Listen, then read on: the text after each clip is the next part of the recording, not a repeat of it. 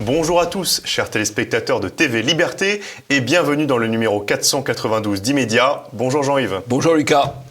Aujourd'hui, dans l'image de la semaine, nous reviendrons sur le pèlerinage de Chartres, qui est un succès croissant, synonyme du retour à la foi et aux traditions. Le dossier du jour, quant à lui, sera consacré aux différentes thèses pour expliquer la situation en Nouvelle-Calédonie. Nous n'oublierons pas les habituelles pastilles de l'info avec une actualité internationale forte. Le portrait piquant du jour sera consacré à un certain Benjamin Duhamel, un journaliste qui fait les choses en famille. N'oubliez pas d'aimer cette vidéo, de la partager avec vos amis, de vous abonner, de vous réabonner à TV Liberté, c'est important. C'est parti pour le Immédiat numéro 492. Campagne européenne, les médias font la pluie et le beau temps. Les émissions de débat politique se veulent pluralistes, à quelques partis pris près. Dans la sélection des invités, comme dans l'ordre des sujets. Prenons l'exemple du débat du mardi 21 mai sur LCI. Il y a 8 invités politiques, 8 têtes de liste. 7 d'entre elles sont constamment placées au-dessus de 5% dans les sondages. Normal que leurs représentants aient leur ronde serviette dans l'émission de débat. Mais le 8e, le candidat du PC, navigue autour des 2%. Pourquoi l'avoir invité lui et pas d'autres petits candidats comme les souverainistes, les animalistes ou la salle? Par égard pour le communisme ou pour attiser la concurrence à gauche? Pujadas devrait s'expliquer. Il y a beaucoup plus grave. L'ordre d'arrivée des sujets dans le débat. On commence par la guerre russo-ukrainienne et on continue sur le conflit israélo-palestinien, sujet sur lesquels Glucksmann et Ayer jouent à domicile sur LCI. Mais il faut attendre 2h30 d'émission et près de 23h du soir pour voir aborder les questions de l'énergie et du nucléaire, puis de l'immigration. Sujet de prédilection de Jordan Bardella et Marion Maréchal. Mais à 23h, il y a beaucoup moins de spectateurs. L'image de la semaine, c'est le beau pèlerinage de Chartres, synonyme de retour à l'enracinement et à la tradition. Et oui, ce qu'on remarque, c'est le nombre croissant de participants, 18 000 cette année, et surtout le nombre de jeunes, comme par exemple ce témoignage sur CNews. Écoutez. Qu'est-ce qui vous a donné envie de venir à ce pèlerinage ? Bonjour à tous. La chose qui m'a donné envie avant tout, c'est Dieu. Je suis venu chercher une rencontre avec Dieu, un retour au sacré, aux traditions. Voilà, des choses qui se perdent aujourd'hui dans la société dans laquelle on vit. Et voilà, j'avais envie de vivre ça avec la jeunesse catholique, des familles, des jeunes, des anciens. Et c'est ce que j'ai venu chercher ici aujourd'hui pendant ces 3 jours de pèlerinage à Chartres. En réalité, Jean-Yves, le sujet, c'est donc celui du retour à la tradition, à l'enracinement, qui suscite des réactions, bien sûr. Comme le souligne Gabriel Cluzel de Boulevard Voltaire, les tradis sortent du placard. Alors pourquoi on les appelle les tradis ? Eh bien parce qu'ils célèbrent la messe en latin, selon un rite antérieur au Concile Vatican II, le rite Saint Pie V. Et c'est l'humoriste Gaspard Proust qui s'est rendu à cette messe, qui a beaucoup apprécié ce moment, comme il le témoigne sur Europe 1. Je suis allé à la messe, Dimitri, il fallait venir samedi matin. Départ du Pélé, Saint-Sulpice, il y avait une messe tradie en latin, c'était extraordinaire. Ah oui, racontez-nous. Alors évidemment, t'as toujours 2-3 progressistes qui vont venir t'expliquer que la messe tradie, c'est quand même austère, parce que le curé, il tourne le dos aux fidèles, et ça, c'est pas très sympathique, c'est pas très aimable. T'as envie de lui répondre, mais c'est pas parce qu'il tourne le dos aux fidèles, espèce de débile, au contraire, il est aligné avec les fidèles, puisqu'ils regardent tous dans la même direction. Alors Jean-Yves, de quoi ce retour à la tradition est-il le nom ?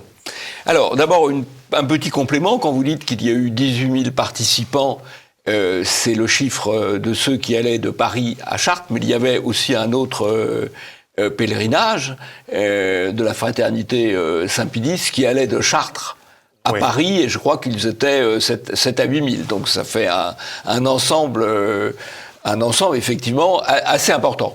Alors, de quoi sont-ils le nom ? Je trouve que ce qu'on voit sur le sweatshirt de ces jeunes gens gardiens de la tradition est assez amusant, parce qu'au fond, gardien de la tradition, ça renvoie entre guillemets à gardien de la révolution. Dans les raisons de ce développement, eh bien, je crois qu'il y a effectivement la volonté de retrouver la tradition, ou les traditions, celle-là et d'autres, face à l'idéologie progressiste qui s'impose partout. Donc c'est aussi une réaction à l'idéologie progressiste. Je crois qu'il y a aussi des raisons, on va dire, sociologiques à ce développement. C'est tout simplement le développement des écoles hors contrat, des écoles privées sous contrat catholique, mais au-delà des écoles privées hors contrat qui fournissent une base, le développement de mouvements de scoutisme type Scouts d'Europe, par exemple, qui amènent aussi une base sociologique à ce phénomène. Et puis, il y a aussi la possibilité d'une visibilité plus grande à travers les réseaux sociaux, à travers les médias alternatifs et même à travers certains médias de transition comme CNews par exemple. Oui, parce que du point de vue du traitement médiatique du pèlerinage de Chartres, on remarque quand même qu'il a été plutôt positif. Ce qu'on appelle les tradis sortent de l'invisibilité dans laquelle ils étaient cantonnés auparavant, et il y a du bruit. Aujourd'hui, il y a du bruit médiatique, notamment de la part de BFM TV, qui a fait un bon reportage sur le pèlerinage de Chartres. Un rendez-vous traditionnaliste qui séduit chaque année un public plus nombreux et plus jeune. Les gens viennent chercher cet effort parce qu'ils ont soif d'absolu. Ils ont envie de quitter le confort, le matérialisme ambiant qu'on vit toute l'année. On a également CNews qui a retransmis la messe en direct devant des centaines de milliers de personnes avec Aymeric Pourbet. Et concernant les JT de 20h, alors les grandes chaînes l'année dernière avaient fait des bons sujets sur le pèlerinage de Chartres. On se souvient notamment de TF1. Une colonne de pèlerins à perte de vue qui grossit d'année en année. Ils étaient 3000 dans les années 80, 16 000 aujourd'hui. Mais cette année, ils ont été un peu plus discrets, les grandes chaînes TF1 et France 2. Néanmoins, que pensez-vous de ce traitement médiatique favorable alors que ce que prône le pèlerinage de Chartres n'est pas vraiment dans l'air du temps? Non, mais c'est un élément évidemment du développement. Par exemple, quand sur instruction de Bolloré, CNews retransmet en direct la messe devant, pour les spectateurs, des centaines de milliers de personnes, il est évident que sur ces centaines de milliers de personnes, il y en a un certain nombre qui seront tentés l'année prochaine peut-être d'être présentes sur place. Donc c'est un élément de dynamique d'ensemble, voilà. Mais bien sûr, on a quand même des médias de gauche qui n'ont pas été satisfaits et qui continuent d'afficher leur mépris des traditions, à l'instar du journal anarcho-bancaire Libé, qui pointe du doigt le cardinal Müller.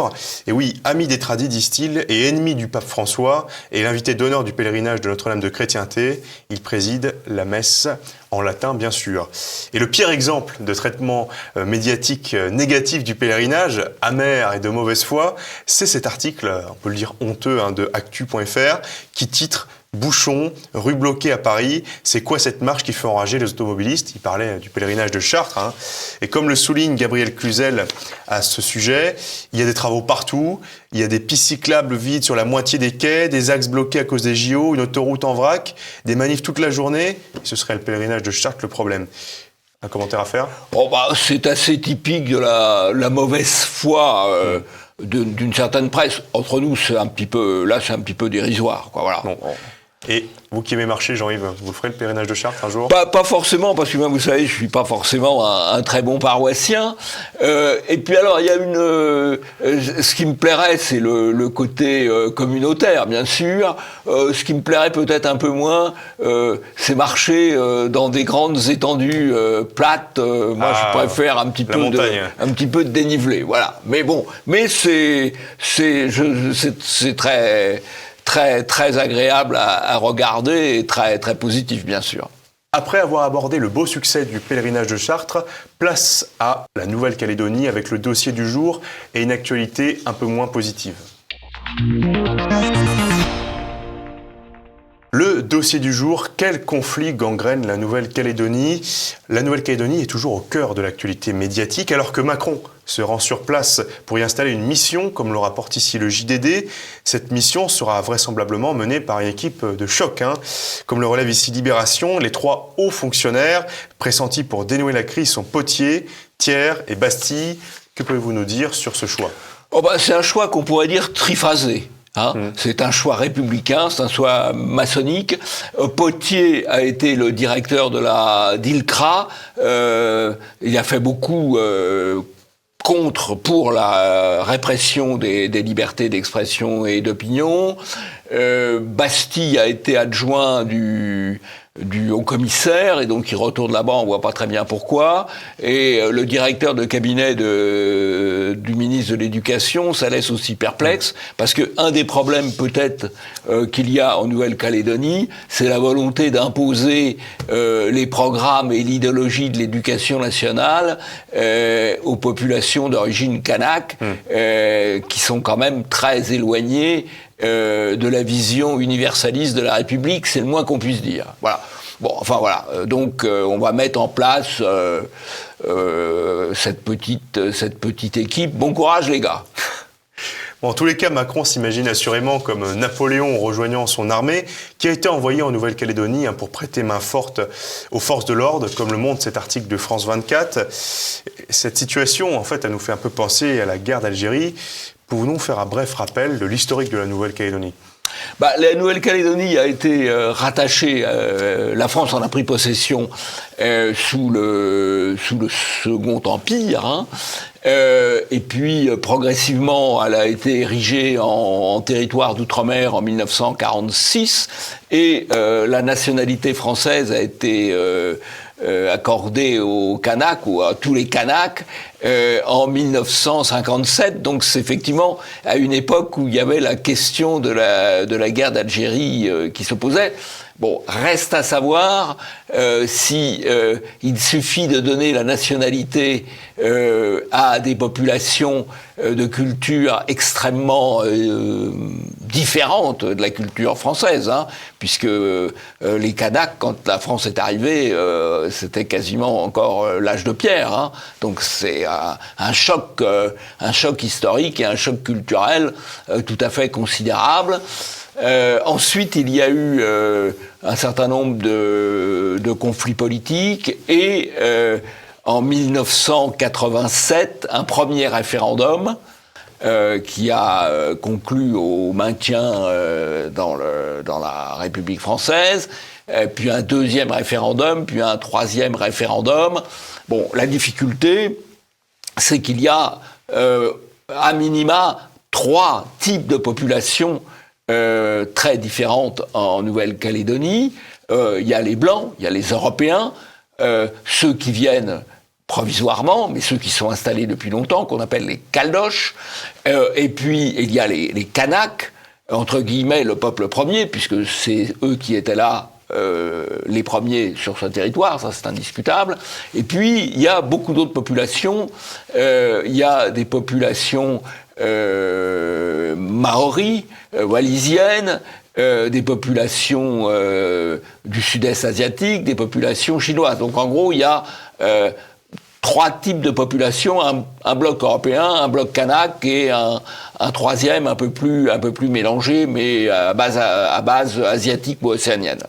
Par ailleurs, derrière les tensions en Nouvelle-Calédonie, il y a aussi des enjeux géostratégiques forts, notamment avec le nickel, qu'on surnomme l'or vert. Et comme le rappelle cet article de Next Impact, il y a des enjeux d'indépendance technologique. Le nickel étant convoité, au niveau international, on constate des tentatives d'influence extérieure, de déstabilisation. France Info parle ici de l'Azerbaïdjan, de la Chine, de la Russie. Jean-Yves, déjà des puissances extérieures soufflaient sur les braises à l'époque de l'Algérie, sur les braises de la velléité d'indépendance. On peut citer dans les puissances extérieures qui peuvent souffler sur les braises aussi les puissances anglo-saxonnes, l'Australie ou la Nouvelle-Zélande qui sont pas loin, les États-Unis qui sont près de partout. En tout cas, c'est convoité. Bien sûr, oui.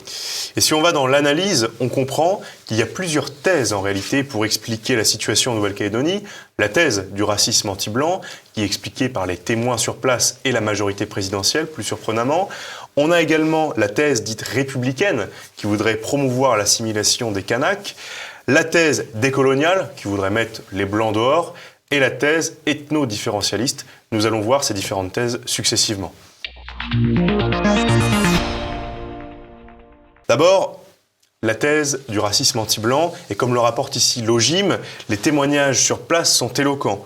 Lutter contre ces bâtards de blancs, combat ethnique, sale blanc, rentre chez toi. En Nouvelle-Calédonie, les émeutiers font preuve d'un racisme anti-blanc extrêmement violent, de sorte que la dimension raciale des émeutes de Nouvelle-Calédonie serait passée sous silence, selon Pierre Gentillet. Écoutez-le sur CNews. On en a un peu parlé, mais elle est centrale. C'est la dimension raciale. Qui attaque et qui attaque-t-on systématiquement ? D'accord ? Ce sont des Européens. Et ces Européens, on les désigne comme blancs. Je suis très curieux de voir qu'en France, en métropole, on a une gauche qui sanctuarise, qui défend les minorités. Je vous rappelle que les Européens, parce qu'il y a des statistiques ethniques, là-bas, sont 20%. Étrangement, la gauche ne les défend pas. Étrangement, ces minorités-là, on ne les intéresse pas. Pourtant, ce racisme anti-blanc est bien mis en avant, et notamment par la majorité présidentielle. C'est le cas de Sonia Backès, une élue Renaissance de Nouvelle-Calédonie, qui réitère les propos qu'elle avait tenus sur CNews. On se fait attaquer avec des insultes exclusivement racistes. Ce qu'on nous dit, c'est ici c'est Kanaki, rentrez chez vous, sale blanc, et encore je suis poli. C'est d'autant plus fort que Sonia Backès a été ministre du gouvernement Borne en charge de la citoyenneté. Mais là, c'est le choc du réel. On a par ailleurs l'interview du député macroniste local Nicolas Metzdorf dans le JDD, qui assume également cette dimension de guerre civile ethnique en dénonçant les propos des autorités locales, affirmant que le seuil de blanc est atteint. Alors Jean-Yves, ce sont des membres de la majorité présidentielle qui évoquent ce racisme anti-blanc. C'est quand même assez nouveau et surprenant. Alors, c'est assez nouveau et c'est surprenant, mais c'est aux antipodes, si je puis dire. Donc, aux antipodes, ils peuvent reconnaître la réalité qu'ils ne vont pas reconnaître, parce que le racisme anti-blanc, il n'existe pas seulement en Nouvelle-Calédonie. Il a existé lors des émeutes de juin-juillet dernier, les émeutes de banlieue. Il a existé aussi en 2005. Donc, au fond, il est aussi à nos portes. Il n'est pas seulement aux antipodes, mais là, aux antipodes, il est reconnu, y compris par des gens qui ont été élus sous des étiquettes, tout ce qu'il y a de plus politiquement correct, puisque on a parlé là de gens qui sont des représentants, des députés, des élus de Renaissance. Deuxièmement, on a la thèse républicaine également, qui consiste à vouloir assimiler les populations kanaks. Mais comme le rappelle F. de Souche, le point commun entre les mecs des cités et les kanaks, c'est l'échec du modèle républicain. Même à droite, c'est tabou. Et c'est en quelque sorte ce que prône Marine Le Pen, en proposant un nouveau référendum, alors qu'il y en a déjà eu 3 en 2018, 2020 et 2021. Peut-être par pure tactique électorale, on a l'impression qu'elle veut en quelque sorte doubler Macron par son centre. C'est ce que souligne Vincent Trémollet-de-Villers sur Europe 1 en disant que Marine Le Pen fait du Chirac. Fait qu'elle ne veut, j'ouvre les guillemets, blesser personne dans cette histoire, ne blesser personne quand des gamins pillards tirent à balles réelles sur des gendarmes. Cette phrase est pour le moins malheureuse. Cette phrase peut blesser son propre électorat. Le soir sur France 2, elle a eu des mots plus durs sur les casseurs, mais on voit bien que sa stratégie n'est pas de jouer le parti de l'ordre, mais plutôt celui de la réconciliation. On peut par ailleurs, comme Éric Nolot sur CNews, relayé ici par Pierre Chenet, penser que si le RN arrivait au pouvoir, ça ne changerait rien. On le voit avec leur position sur la Nouvelle-Calédonie. Cette position est incompréhensible. Ils essayent de ménager la chèvre et le chou. Marine Le Pen est devenue une notable de la politique. Jean-Yves, alors que le Front National parlait de chienlit kanak, Marine Le Pen continue de se centriser. Est selon vous une bonne tactique ? C'est une tactique d'évitement. Voilà. La stratégie du Front National, qui s'y tient d'ailleurs, c'est d'éviter les aspérités. Et donc, effectivement, constater qu'il y a un conflit entre les Européens et les Kanaks en Nouvelle-Calédonie, c'est une aspérité. Et donc, l'idée est un peu, c'est l'idée de l'assimilation, c'est l'idée du modèle républicain. On nie les origines, on nie les différences d'origine, ou plus exactement, on pense qu'avec le temps, les différences d'origine vont disparaître. Or, l'expérience prouve, y compris sur le continent, y compris en métropole, qu'avec le temps, les différences d'origine ne disparaissent pas, puisque les populations d'origine musulmane restent musulmanes et même retournent de plus en plus vers l'islam au fur et à mesure que le temps passe. Et on peut dire que en Nouvelle-Calédonie, au fur et à mesure que le temps passe, les Kanaks ne s'assimilent pas davantage, même s'ils subissent quand même l'éducation nationale, puisque l'essentiel des enfants Kanaks sont scolarisés dans l'éducation nationale, et donc ils bénéficient du rouleau compresseur républicain, mais ça ne marche pas. Voilà. Ensuite, on a la traditionnelle thèse décoloniale qui est portée par la gauche, qui consiste à dire les Blancs doivent s'en aller, notamment défendue par le communiste Fabien Roussel, ici dans Europe 1. Et selon cette interprétation, tout serait la faute des Blancs, comme on peut le voir dans cette vidéo de Mediapart. Écoutez bien ce que dit l'intervenante. Vient se rajouter, c'est un vrai sujet d'inquiétude, en effet, la grille de lecture raciale. C'est plus un problème d'histoire politique liée à la colonisation, ça devient un sujet les Noirs contre les Blancs. Et cette grille de lecture très simpliste sur laquelle certains, y compris ici, vont souffler, elle est problématique parce que c'est simple, c'est réducteur. Et en plus, on y met des sujets d'ordre public en désignant les vilains et les méchants. Et là, en effet, c'est très simple dans le discours politique de dire, bah oui, on n'a pas d'autre choix que de faire comme ça. Oui, mais ça, c'est les Blancs alors qui que le c'est font. le contraire. Ça, c'est les Blancs. Alors, en réalité, comme le souligne Julien Rochdy, pour comprendre la ligne politique de LFI, il faut tout simplement aller au plus simple, ils sont anti-blancs. Ce à quoi Philippe Fabry répond, anti-blanc tout court, non, mais la gauche est par nature anti-classe dominante actuelle. Jean-Yves, vous, c'est quoi votre interprétation de cette thèse décoloniale ? Je crois que c'est effectivement une thèse qui s'est exprimée aussi aux États-Unis avec Black Lives Matter, etc. C'est une thèse qui fait du blanc, de l'européen, l'origine de tout le mal. Et ça se transpose au fond sur l'ensemble de l'espace géopolitique. C'est ce qu'on appelait jadis, et le terme reste d'actualité, de l'ethnomasochisme. Hein, c'est une sorte de racisme retourné contre soi-même. Hein, c'est-à-dire l'autre, c'est le grand autre. Hein, c'est Raspail qui en parle, c'est Big Other, et soi-même c'est le mal. C'est une sorte de racisme inversé. Et auto-accusatoire, en quelque sorte. Et sur ce sujet décolonial, justement, BFM TV a jugé bon d'inviter le réalisateur bien pensant Mathieu Kassovitz, sa légitimité étant d'avoir fait un film en 2011 qui a bidé. Et on écoute le grand expert Mathieu Kassovitz sur BFM TV. Des Kanaks, d'être respectés en tant que société, que civilisation quasiment. Et l'autre problème, c'est la mine de nickel. Jean-Yves, est-ce que Kassovitz défend aussi le droit des peuples européens à disposer d'eux-mêmes ? J'ai pas l'impression. Honnêtement, cette vidéo elle me met mal à l'aise. Parce que quand vous me demandez de commenter, j'ai envie de dire, mais quel débris ! Parce que Kassovitz, c'est quand même un acteur, c'est quand même un cinéaste. Bon, et là, on a l'impression qu'il est en pleine dérive, le malheureux. Peut-être pas beaucoup dormi la nuit passée. Peut-être, oui, peut-être. Vous avez raison d'être indulgent. On a d'ailleurs vu tourner sur les réseaux une parodie faite par l'intelligence artificielle qui fait tenir à Mathieu Kassovitz un discours qu'il aurait tenu s'il avait un petit peu de cohérence. Je précise que c'est une parodie. Écoutez. C'est une tragédie qui traverse les décennies, mais qui commence mystérieusement en 1976 avec le regroupement familial. On se retrouve dans des endroits où il n'y a plus d'autochtones. Vous êtes sûr que vous parlez de la Nouvelle-Calédonie, monsieur Droguevitz Kassovitz ? C'est un peu flou pour le téléspectateur. Vous avez réalisé un film sur le sujet en 2011 qui a bidé, donc vous êtes expert là-dessus. Ce qu'on peut faire avec l'IA, quand même. Alors, l'IA fait du bon boulot, mais il y a derrière un humain qui a donné quand même les idées à l'IA, qui a dit à l'IA, tu vas me faire Kassovitz défendant les Gaulois. Donc voilà, mais l'IA a fait du très bon boulot, oui, ça c'est sûr. Dernière thèse, la thèse ethno-différentialiste pour expliquer la situation en Nouvelle-Calédonie. Et oui, l'ethno-différentialisme, c'est la volonté de reconnaître la diversité des cultures, des peuples et de les considérer comme une richesse, en réalité, qu'il faut préserver. Mais cette protection doit s'appliquer à tous, pas seulement aux Africains, aux Asiatiques ou aux autres peuples, aux Européens aussi. Et c'est la ligne, notamment défendue par l'Institut Iliade, comme le rappelle ce manifeste.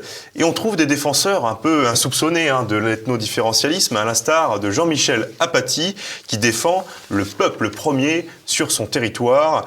Évidemment, comme le souligne le lapin taquin, dans la tête d'Apathy, cette défense de l'identité des peuples ne s'applique pas aux Européens.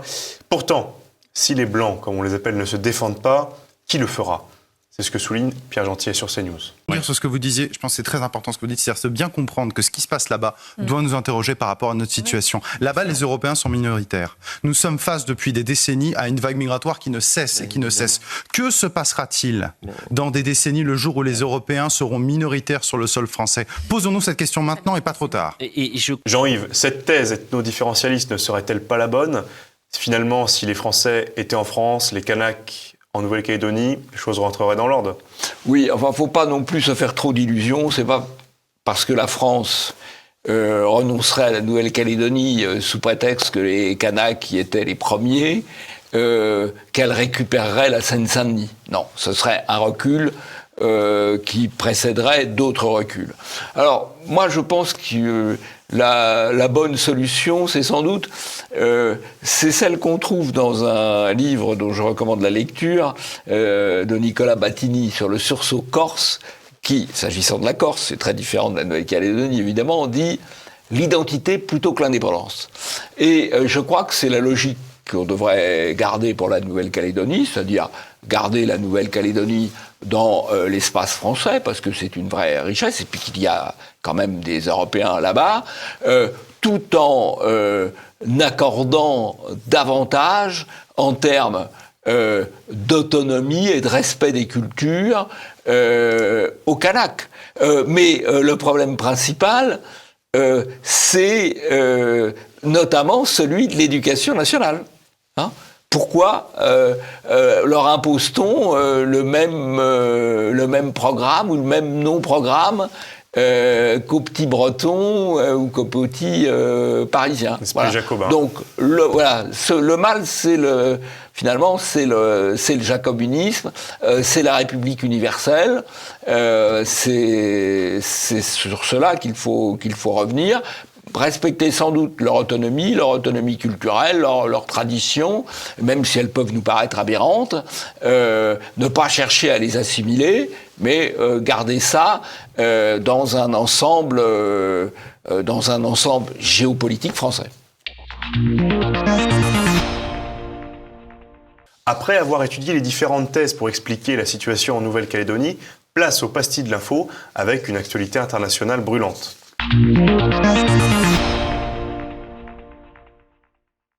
Les pastilles de l'info, première pastille, c'est à l'international, carton rouge, mandat d'arrêt contre Netanyahou, le loupé de l'AFP. Ce lundi, on apprenait la requête d'un mandat d'arrêt de la Cour pénale internationale contre le Premier ministre israélien en raison du massacre en cours en Palestine, considéré en l'espèce comme un crime contre l'humanité. Ainsi, Netanyahou est rangé dans la même catégorie que Vladimir Poutine ou Kadhafi, qui faisaient eux aussi l'objet de ce genre de mandat d'arrêt, comme le rapporte ici le journal Ouest France. Ou plus exactement, on n'est pas encore au stade du mandat d'arrêt, mais de la requête du procureur. Et c'est justement là-dessus que se trouve l'erreur de l'AFP, puisque l'agence France Presse, qui a influencé les médias français, comme le rappelle Logim, elle a obligé notamment BFM TV à changer de titre. On a encore une approximation de l'AFP qui irrigue ensuite tous les autres médias français. Est-ce que ça démontre un problème dans le système ?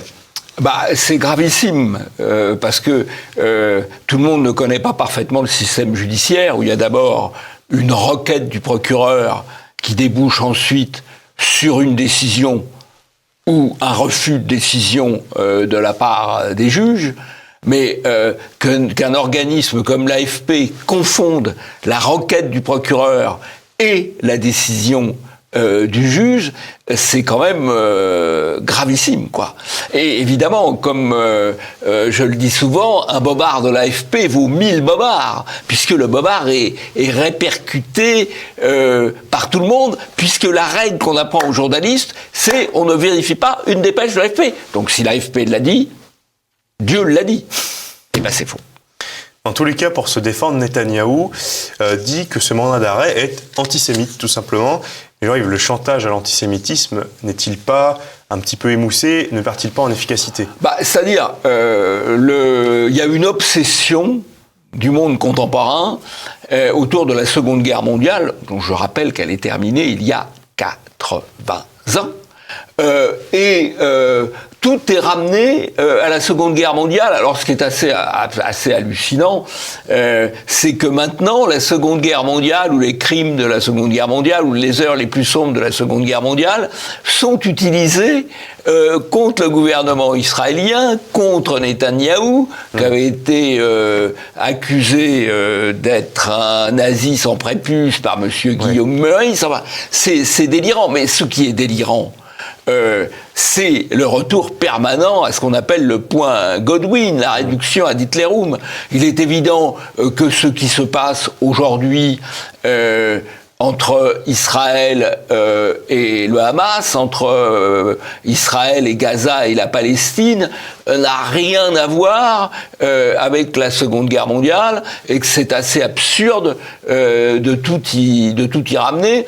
De même que je ne suis pas absolument persuadé que la volonté de traiter pénalement des conflits politiques ou militaires soit tout à fait pertinente, et je ne pense pas qu'il soit pertinent ni de poursuivre pénalement M. Netanyahou, pas plus d'ailleurs que M. Poutine ou en son temps M. Kadhafi. Deuxième pastille, c'est l'idiot du village global avec le petit Duhamel contre Sébastien Chenu. Comme le rapporte encore Logim, après avoir interrogé Sarah Knafo sur sa relation avec Éric Zemmour, Duhamel a récidivé aujourd'hui en interrogeant Sébastien Chenu sur le père de Marine Le Pen. Et à cette question, le député RN a répondu de manière un peu radicale, et cela a pour le moins déstabilisé Alain Duhamel. Écoutez. Vous allez nous la faire à chaque fois. Bah non, quand mais vous recevez, non mais attendez, quand vous recevez Monsieur Glucksmann, vous lui parlez de son père, Glucksmann père, qui a signé une pétition pour la dépénalisation de la pédophilie. Non. On a un nouvel exemple de point Godwin, avec Monsieur Duhamel, qui ramène tout à la question de l'antisémitisme. Alors c'est vrai que là, on parle de l'incendie d'une synagogue, mais qui a incendié la synagogue? C'est pas des amis de Jean-Marie Le Pen. On va le voir tout à l'heure. Et Chenu riposte assez bien. Mais ce qui est quand même incroyable, c'est que Duhamel ne retient pas les leçons qu'il avait reçu de Sarah Knafo, lui disant écoutez, si on parle de famille, on va parler de la vôtre. Et voilà. Justement, en hommage à Duhamel, nous ferons le portrait piquant sur lui. Oui, ça c'est vraiment à ne pas manquer, parce que c'est plus qu'un espoir, Duhamel, c'est un héritage. Puisque le tonton Duhamel arbitrait le débat il y a 50 ans, entre Giscard d'Estaing et Mitterrand, il y avait déjà le Duhamel, mais c'était le tonton, là. Troisième pastille, décryptage, agression antisémite, le 2 poids, 2 mesures.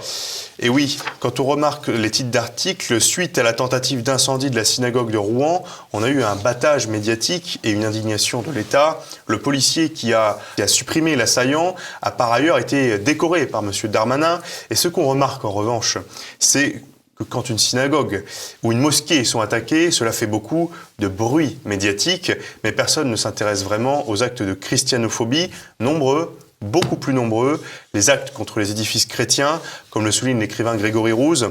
Un homme tente de brûler une église historique à Briançon. On tire à balles réelles sur la Vierge d'Alès, la rivière Saint-Sauveur squattée depuis 6 mois. Cette église a été profanée et dégradée. Statue de la Vierge décapitée et début d'incendie dans l'église Sainte-Thérèse de Poitiers. Un vitrol, une vingtaine de tombes profanées. Jean-Yves, pourquoi ce 2 poids, 2 mesures médiatiques? Alors ça, c'est toujours pareil, c'est la principale des informations, c'est l'occultation.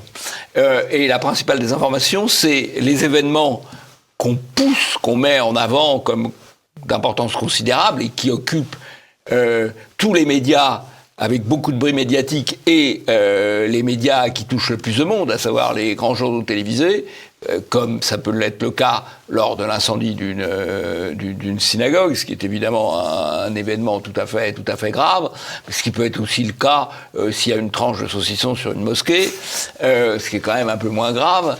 Et puis par contre, tout ce qui concerne les calvaires, les églises, les tombes chrétiennes, c'est passé sous silence absolu. Donc l'opinion a l'impression qu'il y a effectivement un antisémitisme et une islamophobie, puisqu'on lui parle de ça, et elle n'a pas conscience de la christianophobie ou du racisme anti-blanc, puisqu'on ne lui en parle pas. Voilà. En tout cas, on ne lui en parle pas dans les grands médias. Toujours dans cette affaire de la synagogue de Rouen, on remarque la désinformation par l'occultation justement de France 2. Et comme le souligne Destination Télé, quant au JT de France 2 de 20h, il ne précise jamais que l'auteur de l'attaque contre la synagogue était un Algérien sous OQTF. Et oui, vous avez coutume de dire que la grande désinformation, c'est l'occultation. Et tous les jours, un OQTF commet un délit, un crime. Le système ne pourra-t-il plus durer éternellement ? Si vous voulez, l'information sur la réalité des choses, c'est-à-dire la délinquance d'origine étrangère, le poids des clandestins, ça commence à circuler, mais ça circule dans des milieux encore restreints. Ça circule sur les réseaux sociaux, ça circule sur les médias alternatifs, ça circule un peu sur CNews, mais la grande masse continue d'être abreuvée par les médias de grand chemin, et par conséquent, la grande masse n'est pas informée de cela. Voilà. Faut bien voir, il y a deux univers. Alors évidemment, c'est pas complètement séparé l'un de l'autre, mais il y a un univers, un petit cercle de gens informés. Et puis, il y a une immense masse qui continue de vivre dans ce que Renaud Camus appelle le faucelle, c'est-à-dire le monde du faux. Quatrième et dernière pastille, foot et homophobie, ça décoiffe. Et oui, lors de la dernière journée de Ligue 1, placée ce dimanche 19 mai sous le signe de la lutte contre l'homophobie, le milieu de terrain de l'AS Monaco a dissimulé à l'aide d'un scotch blanc le logo LGBT floqué sur son maillot. Et la ministre des Sports, l'inénarrable Amélie Oudéa-Castéra, a demandé des sanctions. Écoutez sur RTL. Est-ce que vous réclamez ce matin des sanctions ? Oui, absolument. Je trouve que c'est un comportement inadmissible. J'ai pu d'ailleurs dire ce que j'en pensais à la Ligue de foot professionnelle hier soir, et j'estime qu'un tel comportement doit faire l'objet des sanctions les plus fermes, à la fois contre le joueur, mais aussi contre le club qui l'a laissé faire. Des sanctions aussi contre le club, bien sûr. Et suite au tollé provoqué par ce petit bout de sparadrap, Marc Menant, sur le plateau de Christine Kelly, dénonce le totalitarisme d'atmosphère. Affaire Camara, je le cite, c'est son droit de ne pas endosser cet insigne arc-en-ciel qu'on prétend lui imposer. La lutte contre l'homophobie dégénère en propagande homosexuelle imposée. Il n'y a pas de bonne cause obligatoire ou c'est la dictature. Marc Menant sur CNews. Mais ils ne sont pas en train de dire on est pour l'homophobie. Ils ont une position et théoriquement, ils n'auraient même pas à se justifier par rapport à ça. J'ai pas à me justifier si demain je descends pas dans la rue parce que on est là, on a une cause contre la misère, on a une cause contre je ne sais trop quelle justification humaniste. Jean-Yves, est-ce un recul des libertés, un politiquement correct imposé ? C'est une avancée de la propagande et c'est un recul des libertés parce que non seulement vous n'avez plus le droit de dire un certain nombre de choses, mais en plus vous êtes obligé de proclamer bruyamment des choses auxquelles vous ne croyez pas ou vous n'êtes pas obligé de croire ou vous ne devriez pas être obligé de croire. Et donc vraiment c'est ce qu'on peut appeler du totalitarisme d'atmosphère, tout à fait. Et dernier élément concernant cette polémique, on a eu aussi un passage médiatique qui a suscité un gros malaise sur le plateau de C'est à vous, quand Daniel Riolo a fait le lien entre l'homophobie et la religion des joueurs. Écoutez. Quand dans une école, des cours d'histoire ne peuvent plus être donnés, tous les faits divers qui, à longueur de journée, remplissent l'actualité. Le foot n'est qu'un reflet de la société. Vous avez des joueurs qui, de par leurs convictions religieuses, sont dans l'homophobie. C'est sa religion qui le motive. Il est musulman. Alors les journalistes semblent choqués de parler de l'éléphant au milieu de la pièce, mais est-ce que ça ne montre pas quand même un changement des mentalités d'entendre ces propos dans C'est à vous ?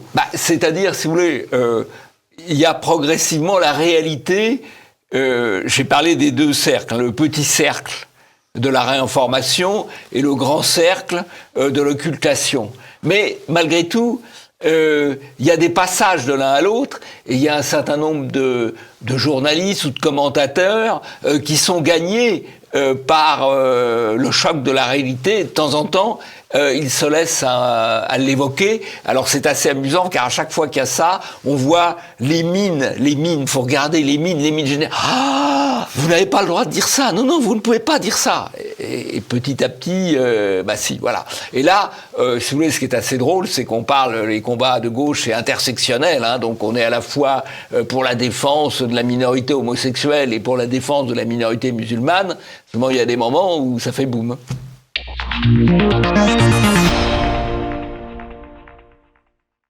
On arrive déjà au terme de ce numéro 492 d'Immédiat. Merci pour votre fidélité, merci de nous avoir suivis.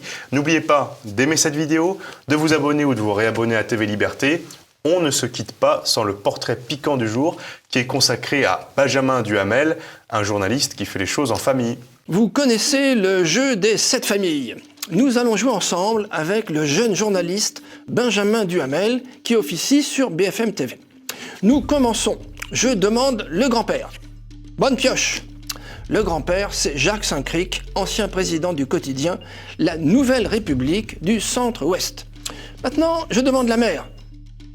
Bonne pioche. La mère, c'est Nathalie Saint-Cricq, directrice du service politique de France 2 depuis 2012. Maintenant, je demande le père. Encore bonne pioche. Le père, c'est Patrice Duhamel, directeur de Radio France, puis France 2, puis des antennes de France Télévisions. Enfin, je demande l'oncle. Toujours bonne pioche. L'oncle, c'est Alain Duhamel, né au début de l'ère tertiaire et toujours actif sur les ondes comme sur les écrans. Diplômé de Sciences Po en 2017, Benjamin Duhamel avait souligné sa proximité avec Clément Méric, un jeune gauchiste tué dans une bagarre en 2013. Encore étudiant, il déclarait la main sur le cœur, ouvrez les guillemets, ainsi donc on peut mourir, non pour être, comme le dit le cliché journalistique, au mauvais endroit, au mauvais moment, mais précisément parce que le courage de l'engagement nous a commandé d'être ce que l'on est à chaque instant de la vie, à chaque heure du jour. Ainsi donc en France, on meurt de nouveau de politique.